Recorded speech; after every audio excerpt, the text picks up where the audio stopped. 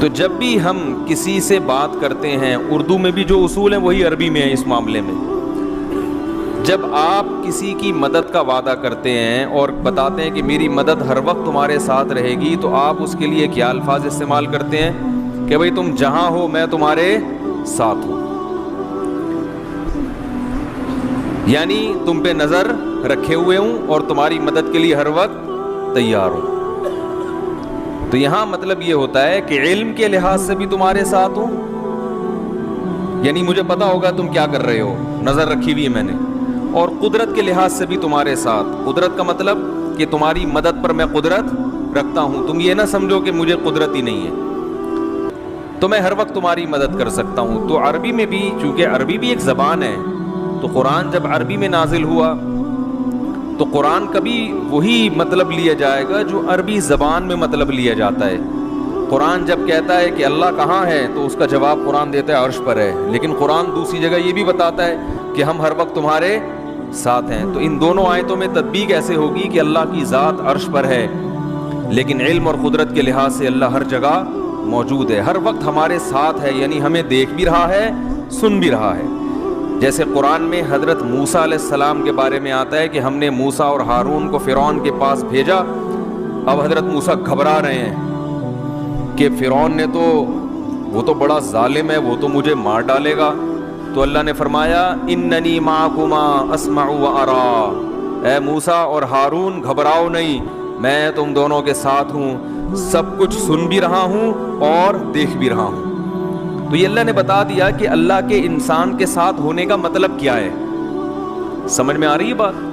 اللہ کے انسان کے ساتھ ہونے کا مطلب کیا ہے، یہ قرآن نے خود بتا دیا کہ مطلب یہ ہے کہ میں ہر وقت تمہیں دیکھ بھی رہا ہوں اور ہر وقت سن بھی رہا ہوں، یعنی تمہاری ہر وقت مدد کر سکتا ہوں، ایک ایک چیز سے باخبر ہوں. اس لحاظ سے اللہ ہمارے قریب بھی ہے، لیکن اللہ کی ذات کہاں ہے؟ عرش پر ہے، لیکن اس کی کیفیت ہمیں معلوم نہیں ہے. تو اللہ سورہ ملک میں فرماتے ہیں اَأَمِنْتُم مَّن فِي السَّمَاءِ، کیا تم بے خوف ہو گئے اس ذات سے جو آسمانوں میں ہے، أَن يَخْسِفَ بِكُمُ الْأَرْضَ، کہ وہ تمہیں زمین میں دھنسا دے. اس سے پتہ چلتا ہے کہ گناہ کرنے سے دنیا کے عذاب آنے کا بھی خطرہ ہوتا ہے. کئی بستیوں کو اللہ نے ہلاک کیا ہے، کسی کو سیلاب سے. قرآن میں آتا ہے فَكُلًّا أَخَذْنَا بِذَنبِهِ، جتنی بستیوں نے نافرمانی کی پچھلی امتوں میں، ہم نے ہر ایک کو اس کے گناہ پہ پکڑا ہے. فَمِنْهُمْ مَنْ أَرْسَلْنَا عَلَيْهِ حَاصِبًا، فرمایا کچھ بستیاں ایسی تھیں جن پر ہم نے آسمان سے پتھروں کی بارش نازل کی. وَمِنْهُمْ مَنْ خَسَفْنَا بِهِ الْأَرْضَ، کچھ بستیوں کو ہم نے زمین میں دھنسایا. وَمِنْهُمْ مَنْ أَخَذَتْهُ الصَّيْحَةُ، کچھ بستیاں ایسی تھی جن کو زوردار آواز نے پکڑا اور ان کے کلیجے پھٹ گئے. وَمِنْهُمْ مَنْ أَغْرَقْنَا، کچھ لوگ ایسے تھے جن کو ہم نے سمندر میں غرق کر دیا، جیسے فرعون کو اور نوح علیہ السلام کی قوم کو. تو بہت تباہیاں زمین میں آتی رہی ہیں انسان کی نافرمانی کی وجہ سے. یہاں پر جو مذہب کے مخالف لوگ ہیں نا، وہ ایک اعتراض اٹھاتے ہیں کہ بھائی ہم تو دیکھتے ہیں کہ زلزلہ کیوں آ رہا ہے، وہ زمین کی پلیٹیں دائیں بائیں، زمین کا بیلنس تھوڑا سا آؤٹ ہوتا ہے تو کیا آ جاتا ہے. بول لو بھائی، ابھی آ نہیں رہا آپ کے بولنے سے، انشاءاللہ آئے گا نہیں، اللہ نہ کرے آئے، ویسی جنرل نالج کے لیے کہ وہ پلیٹیں کیا ہو جاتی ہیں، دائیں بائیں ہو جاتی ہیں، بیلنس آؤٹ ہوتا ہے. زمین سے اتنی گیس نکل رہی ہے، پیٹرول نکل رہا ہے، تو جو خالی جگہ ہوگی وہ بھی تو پر ہوگی نا. بھائی امتحان میں لکھا ہوتا ہے نا سوال میں فل ان دا بلینکس، خالی جگہ پر کریں. تو جیسے امتحان میں خالی جگہ کا پر کرنا ضروری ہے، تو زمین میں بھی جو جگہ خالی ہوگی نیچر اس جگہ کو پر کرے گی. تو جب پر کرے گی تو یہاں سے خالی تو سارا ٹائم ہے کھڑا پڑا الٹ پلٹ ہو جاتا ہے سب. تو وہ کہتے ہیں جو زلزلے آتے ہیں یہ کوئی اللہ کی نافرمانی تھوڑی، تو ایک سائنٹیفک حقیقت ہے اس کی. اسی طرح سمندری طوفان سے اللہ ڈراتے ہیں، تو وہ کہتے ہیں سمندری طوفان کوئی قدرتی حادثہ تھوڑی ہے، یہ تو سائیکلون بنتا ہے، ہوائیں دائیں بائیں سے ہوتی ہیں تو ایک جگہ جا کے ٹکرا کے وہ موو ہونا شروع ہوتی ہیں. تو جب ہوائیں گھومتی ہیں تو سمندر کا میٹر بھی گھوم جاتا ہے. ظاہر ہے ہوا پانی کو چلاتی ہے نا، تو وہ سائیکلون بنتا ہے، وہ سمندر میں کوئی چھوٹا سائیکلون تو بنے گا نہیں، کیونکہ ہوا بہت ہوتی ہے، تو وہ جب بنتا ہے تو ہوتے ہوتے جب کنارے پر آئے گا تو کنارے پر جو بھی شہر آئے گا، جو بھی گاؤں آئے گا، جو بھی بستی آئے گی، وہ اس کو ہٹ، بولو بھائی، کرے گا۔ کہتے ہیں وہ تو ہٹ کرے گا، اس کا گناہوں سے کیا تعلق؟ کیا خیال ہے بھائی؟ اسی طرح سیلاب آ جاتے ہیں، اور وہ ایک دلیل یہ بھی دیتے ہیں کہ دیکھو زیادہ تر تو نیک لوگ ہی تباہ و برباد ہو رہے ہیں۔ جب یہ زلزلہ آیا تھا بالا کوٹ میں، تو بعض لوگوں سے ہم نے سنا کہ یار جتنے برائیاں دوسرے علاقوں میں ہو رہی ہیں وہ بالا کوٹ میں تو ہو نہیں رہی، وہ تو بیچارے گاؤں کے دیہات کے سیدھے سادے لوگ ہیں، وہ پورے تہس نہس ہو گئے، اور لاہور اور کراچی بچا ہوا ہے بھائی۔ تو اس طرح کی باتیں بھی لوگ کرتے ہیں۔ تو یہ بات خوب اچھی طرح سمجھ لیں کہ یہاں دو انتہائیں ہیں، دونوں طرف سے غلو ہے۔ ایک غلو تو یہ لبرل لوگوں کی طرف سے ہے، سیکولر لوگوں کی طرف سے ہے۔ وہ غلو یہ ہے کہ دنیا میں جو بھی آفت آ رہی ہے اس کی کوئی سائنٹیفک لاجک ہے، وہ قدرت کا عذاب نہیں ہے۔ اور ایک طرف غلو یہ بھی ہے کہ جو کچھ بھی ہو رہا ہے وہ اللہ کا عذاب ہی ہو رہا ہے۔ میں سمجھا پا رہا ہوں اپنی بات؟ میرا 5-6 سال پہلے بیان ہوا تھا زلزلے کیوں آتے ہیں، وہ آڈیو بیان تھا، وہ پتہ نہیں کدھر غائب ہو گیا۔ اس میں نے پورا اس پہ تفصیل سے بیان کیا تھا کہ دیکھیں، ایک تو یہ حقیقت ہے کہ یہ جب زمین ہے نا، اللہ نے جو زمین بنائی ہے تو اس میں ایک نظام بنایا ہے۔ جیسے اللہ نے ہماری باڈی بنائی تو ہماری باڈی پہ جراثیم ہر وقت حملہ کرتے ہیں، اور ہماری باڈی ہر وقت ان سے فائٹ کرتی ہے۔ یہ نیچرل ایک قدرت کا بنایا ہوا نظام ہے۔ کبھی کبھار وہ جراثیم ہم پہ غالب آ جاتے ہیں تو ہماری باڈی کیا ہو جاتی ہے؟ بیمار ہو جاتی ہے۔ بیمار ہوتی ہے تو اپنے آپ کو ٹھیک کرنے کی کوشش کرتی ہے، کبھی کوشش میں کامیاب اور کبھی ناکام، کبھی فالج بھی ہو جاتا ہے۔ تو یہ سب نیک لوگوں کے ساتھ بھی ہوتا ہے۔ کیا خیال ہے؟ اللہ کا نظام ہے بھائی۔ ابراہیم علیہ السلام نے قرآن میں کیا کہا؟ وَإِذَا مَرِضْتُ فَهُوَ يَشْفِينِ، جب میں بیمار ہوتا ہوں تو مجھے اللہ شفا دیتا ہے۔ تو یہ بھی تو ایک حادثہ ہے نا باڈی کے ساتھ۔ تو جیسے انسانی باڈی کے ساتھ حادثہ ہونا ہمیشہ اس کی علامت نہیں ہے کہ اللہ کا عذاب آ رہا ہے، تو ایسے ہی زمین کے پر بھی مختلف قسم کی آفتیں ہر وقت حملہ کرتی رہتی ہیں۔ زلزلے بھی، قرآن کہتا ہے کہ ہم نے زمین کے بیلنس کو برقرار رکھنے کے لیے بڑے بڑے پہاڑ اس پہ ڈال دیے ہیں جو میخوں کی طرح گڑ گئے ہیں۔ اس کا مطلب کیا ہے کہ زمین ڈس بیلنس، بولو نا بھائی، ہوتی ہے، زمین ڈس بیلنس ہوگی، تبھی تو اس کو بچانے کے لیے پہاڑ ہیں۔ ہاں، اسی وجہ سے دیکھو پہاڑی علاقوں میں زلزلے زیادہ آتے ہیں، اس لیے کہ وہاں زمین زیادہ ڈس بیلنس تھی، تبھی اللہ نے کیلیں ٹھوک دی نا۔ پتہ نہیں کیا ہو گیا آپ لوگوں کو، چھوڑ کے اچھا بھلا تیار کر کے گیا تھا 1.5-2 مہینے میں پھر ویسے ہی ہو گئے۔ آپ اسی کے لیے بیٹھے ہوئے، یہ ہر وقت یوں گھماتے رہتے ہیں کہ اس کو پیچھے کرو۔ ڈاکٹر ذاکر نائک سے کسی نے سوال پوچھا تھا کہ اگر پہاڑوں سے زمین کا بیلنس قائم ہوتا ہے تو پہاڑی علاقوں میں زلزلے زیادہ کیوں آتے ہیں؟ انہوں نے بڑا پیارا جواب دیا کہ یہ ایسے ہی ہے کہ ہسپتال اگر بنے ہیں مریضوں کو شفا دینے کے لیے، تو سب سے زیادہ مریض ہسپتال میں کیوں ہوتے ہیں؟ نہیں یہی بات سمجھ میں بھائی، اسپتال کا مقصد کیا ہوتا ہے؟ مریض ٹھیک ہو جائیں۔ تو آپ کو ہسپتال کے علاوہ اتنے مریض نظر نہیں آئیں گے، سب سے زیادہ مریض کہاں نظر آئیں گے؟ تو بھائی وہیں ہسپتال، مریض ہیں تو ہسپتال ہے نا، انہی مریضوں کو تو ٹھیک کرنے کے لیے، تو صحت مندوں کو ٹھیک کرنے کے لیے تھوڑی ہوتے ہیں ہسپتال۔ تو اللہ نے قرآن میں فرمایا ہم نے زمین کے بیلنس کو قائم رکھنے کے لیے اس میں بڑے بڑے پہاڑ میخوں کی طرح گاڑ دیے ہیں، اور یہ میخ کہتے ہیں کیل کو نا۔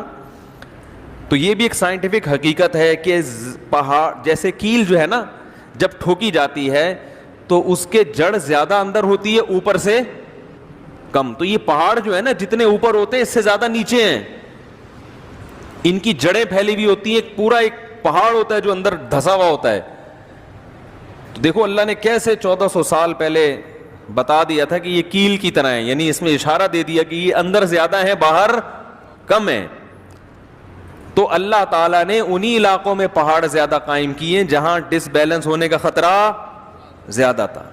تو اگر یہ پہاڑ نہ ہوتے تو یہ بہت ہچکولے کھاتی زمین, لیکن اللہ نے وہاں پہاڑ ڈال دیے. لیکن کبھی کبھار ڈس بیلنس ہوتی ہے, کیونکہ اللہ نے یہ کہا ہی نہیں کہ میں نے اس کائنات کو بنایا تو اب اس پہ کوئی حادثہ ہی نہیں آئے گا. تھوڑا سا اللہ نے ایسا آپشن رکھا ہے کہ کچھ نہ کچھ. دیکھو اللہ ہمیں ایسا بھی بنا سکتے تھے کہ ہم بیماری لیس ہو جاتے بالکل. کیا خیال ہے؟ ہمارے جراثیم جو ہم پر حملہ کرتے, تو ہمارے جراثیم جو ان سے فائٹ کرتے وہ اتنے طاقتور ہوتے کہ ہمیشہ ان پہ غالب ہی آتے رہتے, پھر ہم کبھی بھی بیمار نہ ہوتے. لیکن اللہ کی حکمت نے اس کا تقاضا کیا کہ ایسا نہ ہو. کیوں تقاضا کیا وہ میں ابھی انشاءاللہ بتا رہا ہوں. ایسا کیوں کیا اللہ نے کہ تھوڑا سا رکھا ہے کہ بھئی کچھ حملہ بھی ہوگا. تو اللہ نے پہاڑ زمین پہ قائم کیے زمین کے بیلنس کو برقرار رکھنے کے لیے, مگر اتنا اچھا سسٹم نہیں کر دیا کہ ذرا سا زلزلے کا امکان ہی ختم ہو جائے. تھوڑا بہت اونچ نیچ, بولنے میں کوئی جا رہا ہے یار, تھوڑی بہت اونچ نیچ ہوتی رہے گی. اس میں کیا حکمت ہے میں اس کی طرف ابھی آ رہا ہوں. تو یقیناً ایسا ہوتا ہے کہ ہر عذاب قدرت کی طرف سے, ہر حادثہ قدرت کی طرف سے عذاب نہیں ہوتا. ساری دنیا کے سارے لوگ نیک بن جائیں پھر بھی سمندر میں سائیکلون بنیں گے. یہ تو ایک قدرت کا نظام ہے, ہوائیں جب چلیں گی تو سب کچھ ہوگا.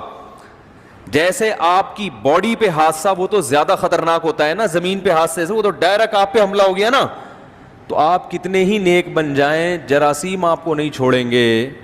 تو کتنے ہی نیک بن جائیں یہ قدرتی حادثے بھی آپ کی جان, بولو بھائی, نہیں چھوڑیں. پھر قدرتی حادثے تو وہ ہوتے ہیں جن کی کوئی سائنٹیفک لاجک ہو, اور ایک حادثے وہ ہوتے ہیں, یعنی سائنٹیفک لاجک کا میرا مقصد یہ ہے کہ وہ قیامت تک ہوتے رہیں گے. یعنی زمین کو اللہ نے بنایا ہی ایسا ہے کہ یہ کچھ نہ کچھ اٹک پٹک اس میں چلتی رہے گی. ہوا کا کبھی یہاں خلا پیدا ہو گئی تو ہوا جب آئے گی, اب دیکھو حبس ہوتا ہے نا تو ویکیوم بن جاتا ہے, تو پھر جب ہوا آتی ہے تو پھر بہت اسپیڈ سے آتی ہے. کہاں ہوا کو ترس رہے ہوتے ہیں, پھر جب ہوا آتی ہے تو 5-6 بندے اڑا کے کیا کریں, وہ ہلکے لوگ تو اسی میں اڑ جاتے ہیں. تو یہ سب چیزیں نیچرل ہیں. تبھی آپ دیکھیں حضرت عمر کے دور میں مدینہ میں قحط پڑا ہے. حالانکہ حضرت عمر کا دور تو عدل و انصاف کا اس سے بہتر دنیا میں کوئی مثال ملتی نہیں ہے, لیکن مدینہ میں, اور قحط بھی کہاں پڑا, مدینہ میں قحط پڑا. اتنے پیارے لوگ, اتنی بہترین حکومت, مگر قحط کی یہ حالت تھی کہ حضرت عمر نے حدود ساقط کر دی کہ چور کا ہاتھ نہیں کاٹا جائے گا. اس لیے کہ ایسے بھوک سے لوگ تڑپ رہے ہیں کہ بھائی ابھی بھی ہم چور کا ہاتھ کاٹیں تو ہو سکتا ہے بیچارے نے اپنا پیٹ بھرنے کے لیے کہیں چور, جان بچانا تو فرض ہے نا بھائی. مسجد کے چپل چورانا جائز نہیں ہے, اس لیے کہ کوئی چور سمجھے کہ یار میں بھی مجبور ہوں ننگے پاؤں, تو لیکن جان بچانا تو فرض ہے نا. تو جان بچانے کے لیے حضرت عمر نے کہا ہو سکتا ہے بیچارہ جان بچانے کے لیے چوری کر رہا ہو, تو وہ چور کے ہاتھ کاٹنا کیا کر دیا, بند کر. ایسا قحط پڑا تھا. تو یہ قحط بھی پڑتا آ رہا ہے, مسلمان بھی اس سے ہلاک ہوئے ہیں, غیر مسلم بھی ہلاک ہوئے ہیں, کیونکہ اللہ کا ایک بنایا ہوا نظام ہے. کبھی قحط ہوگا, کبھی بارشیں ہوں گی, کبھی زلزلہ آئے گا, کبھی طوفان آئے گا. اسی طرح جب بارش ہوتی ہے, اب مجھے یاد ہے کراچی میں چند سال پہلے بارش ہوئی تو اتنی اسپیڈ سے بارش ہوئی ہے کہ کھارادر ڈوب گیا. اس میں کروڑوں روپے کی مالیتوں کا لوگوں کا نقصان ہوا. ایک صاحب کا کتابوں کا اسٹاک تھا, ان کا بزنس تھا, وہ پورا گودام پانی میں ڈوب گیا. یا تو بارش ہو نہیں رہی تھی, ہوئی ہے تو پورا گودام ڈوب گیا. اب جن کا گودام ڈوبا وہ میرا خیال ہے کھارادر کے سب سے نیک آدمی وہی تھے ہیں. اب اس بارش کو اگر آپ کہو کہ یہ اللہ کا عذاب ہے, تو عذاب کیا گلشن اقبال والے کھارادر والوں سے زیادہ نیک ہیں کیا؟ گلشن والوں کو کچھ بھی نہیں ہوا. ہم ناظم آباد میں رہتے ہیں, ہمیں ابے کیا ہو گیا, کچھ بھی نہیں ہوا بول دو نا. ہم ناظم آباد میں رہتے ہیں, ہمیں کچھ بھی نہیں ہوا. کھارادر والے بیچارے ڈوب گئے, تو کیا وہ ہم زیادہ نیک ہیں ان سے؟ بھئی ایسی تو کوئی رپورٹ آج تک کسی کتاب میں نہیں پڑھی کہ حدیث میں آئے ہو کہ جو ایک زمانے میں کراچی آئے گا اس میں کھارادر کے لوگ زیادہ نیک ہوں گے, ناظم آباد کھارادر کے لوگ برے ہوں گے, ناظم آباد والے کیا ہوں گے اچھے. نہ کوئی ایسا کوئی ابھی تک کوئی رپورٹ سامنے آئی ہے کہ وہاں برائی زیادہ ہے. بھائی وہاں زیادہ ہے تو یہاں بھی زیادہ, وہاں نیکی ہے تو یہاں بھی نیکی. لیکن جب بارش ہوگی ڈوبے گا کون؟ کھارا در ڈوبے گا, مچھر کالونی ڈوب جائے گا. صحیح ہے.